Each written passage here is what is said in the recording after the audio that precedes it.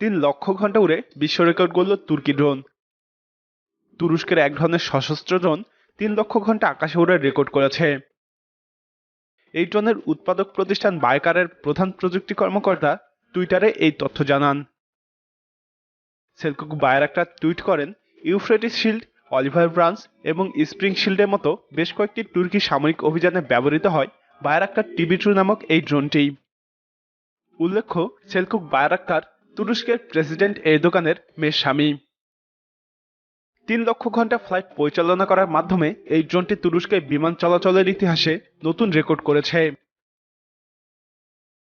2014 সালে তুরস্কের সামরিক বাহিনীতে যুক্ত হয় বায়রাক্টার TB2। এটি বর্তমানে তুরস্ক, ইউক্রেন, কাতার এবং আজারবাইজানে ব্যবহৃত হচ্ছে।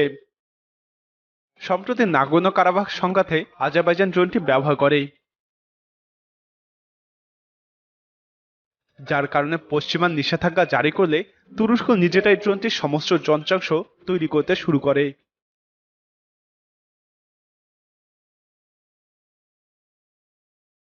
সাম্প্রতিক বছরগুলোতে গবেষণা এবং উন্নয়নে তুরস্কের প্রতিরক্ষা এবং বিমান কোম্পানিগুলো গুরুত্বপূর্ণ সাফল্য অর্জন করে।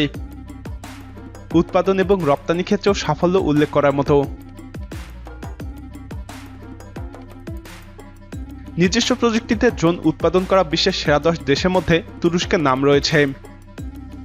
গত বছরে তুরস্কের প্রতিরক্ষা কোম্পানি বায়াকার একাই $360 মিলিয়ন মূল্যের এভিয়েশন সিস্টেম রপ্তানি করে।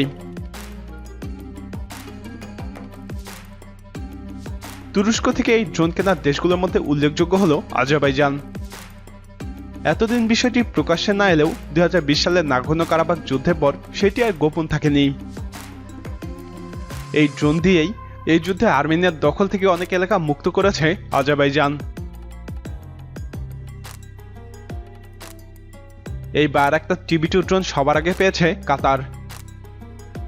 কাতারের সশস্ত্র বাহিনীতে এরকম 6টি ড্রোন আছে বলে খবরে বলা হয়। এ ধরনের তুর্কি ড্রোন রয়েছে ইউক্রেনের কাছেও। প্রকাশিত তথ্য অনুযায়ী এক একটি ড্রোনের মূল্য $5 মিলিয়ন। বর্তমানে তুরস্ক আরও 2টি বড় আকারের ড্রোন নির্মাণ করছে। প্রিয় দর্শক, ভিডিওটি ভালো লাগলে লাইক বাটনে ক্লিক করুন। এরকম আরও ভিডিও পেতে আমাদের চ্যানেলটির সাথেই থাকুন।